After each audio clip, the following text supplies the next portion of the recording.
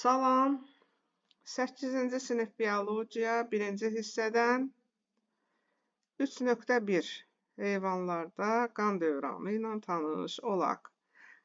Burada təsvir verilibdir. Gördüyünüz kimi təsvirdə iki qan dövranına aid sxem göstərilibdir. Burada birinci təsvirdə açıq qan damar sistemi, ikinci təsvirdə isə qapalı qan damar sisteminin təsviri verilibdir.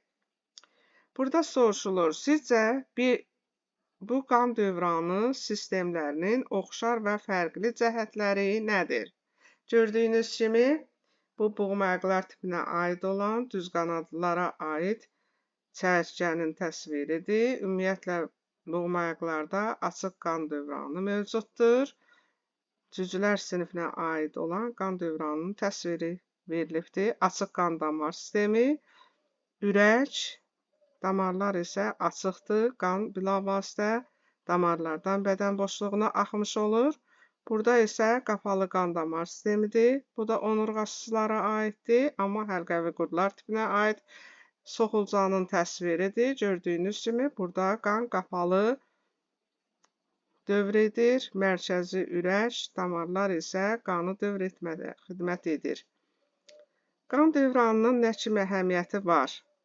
Qan dövranı ümumiyyətlə çox hüceyrəli heyvanlar üçün xarakterikdir. Bu sistem orqanizmin ehtiyac duyduğu maddələrin orqan və toxumalara çatdırılmasına, həmçinin parçalanma məhsullarının oradan kənarlaşdırılmasına xidmət edir.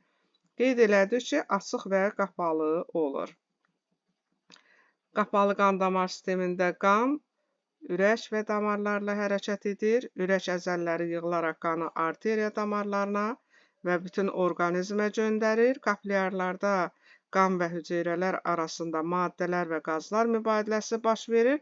Sonra yenə vena damarları ilə yenidən ürəyə qayıdır. Həlqəvi qurdların, başayaqlı mollyuskaların və onurğalıların qan dövranı qapalıdır. Boğmayaqlardır, qarnayaqlılardır, ikitaylı mollyuskalardır. Onların qan dövranı isə açıqdır. Açıq qan dövranında qan dedik ki, bədən boşluğu mayeəsi ilə qarışır, mübadilə proseslərini həyata keçirir. Açıq qan dövranında qanın hərəkət sürəti qapalı qan dövranı ilə müqayisədə zəif olur. Burada bilirsinizmi, belə bir ifadə verilibdir. Bildiyiniz kimi, hemolimfa açıq qan dövranına sahib olan onurğasız heyvanların qan funksiyalarını yerinə yetirən bir mayedir.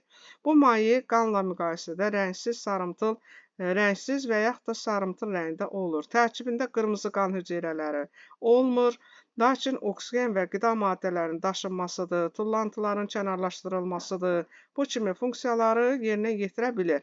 Bir dənə yadınızda qalsın ki, həşəratlarda hemolimfa qazlar mübadiləsində iştirak etmir, qidalı maddələrin daşınmasında və parçalanma məhsullarının kənarlaşmasında isə iştirak edir.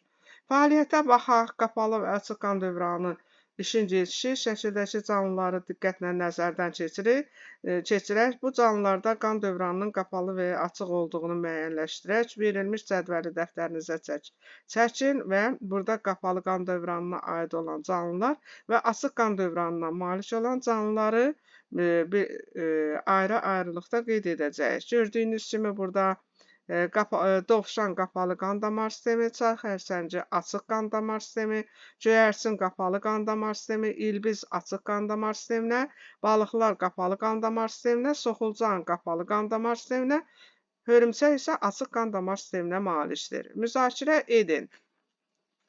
Onurğasız heyvanların yalnız açıq qan dövranı olduğunu söyləmək olarmı? Fikrinizi əsaslandırın. Bax, burada təsvirdə gördüyünüz kimi soxulcan onurğasız heyvanlara aiddir. Amma ona baxmayaraq, onda qapalı qan damar sistemi mövcuddur. Onda fikrimizi deyə bilərik ki, onurğasız heyvanlarda yalnız açıq qan dövranı deyil, qapalı qan dövranı olanlar da mövcuddur. Məsələn, həlqəvi qurdlarda olduğu kimi. İkinci soruşulur burada, sizcə bu canlıların hansıların bədən temperaturu ətraf mühitin temperaturundan asılıdır? Bildiyiniz kimi, quşlar və məməlilər bədən temperaturu isti olur, yəni sabit bədən temperaturuna maliklər, ətraf mühitdən onların temperaturu asılı deyil. Burada dovşanla göyərçin istiqanlı heyvandır. Qalanlar isə bizdən ətraf mühitdən temperaturu asılı olanlar soruşulur ki, çay xərçəngidir, balıqdır, ilbizdir, soxulcandır, hörümçəkdir. Bunların bədən temperaturu xarici mühitdən və yaxud xarici mühitin temperaturundan asılıdır. Onurğalı heyvanların qan dövranına gəlincə hamısı qapalı qan dövranına malikdir. Bunlarda bildiyiniz kimi balıqlardır, amfiblər, sürünənlər, quşlar və məmələr daxildir. Bir dənə balıqlarda bir qan dövranı mövcuddur. Bax, bu təsvirdə gördüyümüz kimi bir qan dövranına malik olan canlı balıqlarda belə bir ürək və damarlardan təşkil olunub. Ürək içi kameralıdır, qulaqcıq və mədəcikdən ibarətdir. Amma deməli, amfibilərdir, sürünənlərdir, quşlardır, məməllərdir. Onlarda isə 2 qan dövranı mövcuddur. Bunların biri ağciyər dövranı, ikincisi isə böyük qan dövranı adlanır. Əvvəllər biz bu ağciyər dövranına kiçik qan dövranı deyirdik. Burada isə ağciyər dövranı kimi adlandırılıb. Növbəti baxaq. Burada soruşulur, balığın ürəyi 2 şöbədən, yəni dedik ki, ürək 2 kameradan ibarətdir. Bir qulaqcıq, bir mədəcik. Şəkildə də təsvirdə görürsünüz. Qeyd elədik, bax burada gördüyünüz kimi, bax ürək, qulaqcıq və mədəcikdən ibarətdir. Mədəcikdən venoz qan olur onların ürəyində. Qarın aortasına keçən venoz qan qəlsəmələrdə təmizlənərək bütün bədənə arterial qan daşınmış olur.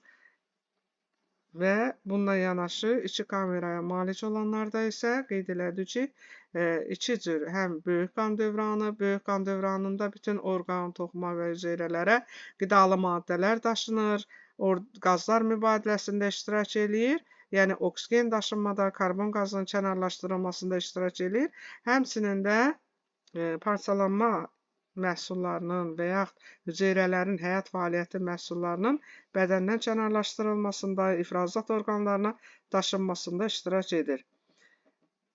Bildiyiniz kimi, amfibilərdə ürək 3 kameralıdır, 2 qulaqcıq, 1 mədəcikdir. Burada bax, fikir verin, balıqların ürəyinin quruluşu veribdir. Qeyd elədik, qulaqcıqdır, mədəcikdir, qarın aortasıdır, ürəklərində yalnız venoz qan olur. Burada amfibilərdə ürəyin quruluşuna görə sağ qulaqcıq, sol qulaqcıq və mədəcikdən ibarətdir. Həm arterial qan, həm venoz qan mədəciyə töküldüyündən ürəyin mədəcik şöbəsində qan qarışmış olur. Amma qan dövranı elə yerləşdirilib ki, başa arterial qan, bədənə qarışıq qan, ağciyərlərə və dəriyə isə venoz qan getmiş olur. Sürünənlərin ürəyinin quruluşu amfibilərə oxşasa da, 3 kameralı hesab olunsa da, onların bax gördüyünüz kimi mədəciyin arasında tam olmayan ərəkəsmə vardır ki, ona görə də bunlarda da ürəkdə arterialla venoz qan qarışmış olur. Bir dənə yadda saxlayaq ki, sürünənlərə aid olan timsahlarda ürək məməllərdə olduğu kimi 4 kameralıdır. Mədəciklər arasında tam arəkəsmə var. Yəni ürəkdə arterial qan venoz qandan qarışmır, amma onlarda da ürəkdən kənara çıxanda arteriya qövsü aorta qövsü cüt olduğuna görə onların arasında dəlik vardır ki, ona görə də bədənə qismən qarışıq qan getmiş olur.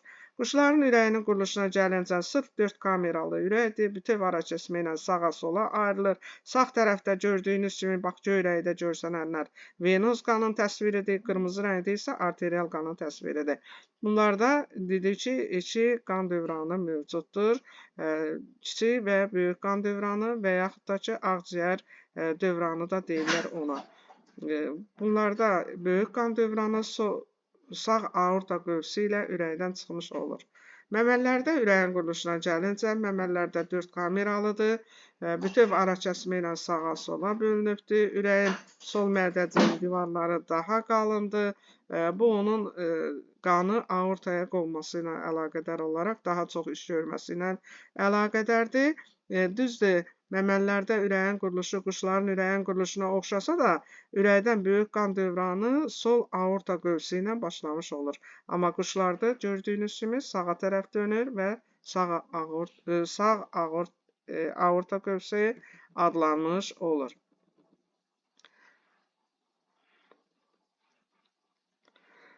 Burada sizcə qan dövranı sistemi olmayan bağırsaq boşluqlarda maddələrin daşınması necə baş verir? Deməli, bağırsaq boşluqlar bildiyiniz kimi çox hüceyrələrin ən primitiv nümayəndələridir. Onlarda hüceyrəarası boşluqlarla yəqin ki, maddələrin daşınması həyata keçirilir, yaxud bədən səthi də buna kömək eləyir. Bədən səthi vasitəsilə də həm tənəffüs qazlar mübadiləsi həyata keçirilir, həm də parçalanma məhsulları bədən səthi ilə xaricə verilmiş olur. Qalanları növbəti dərsimizdə. Sağ olun.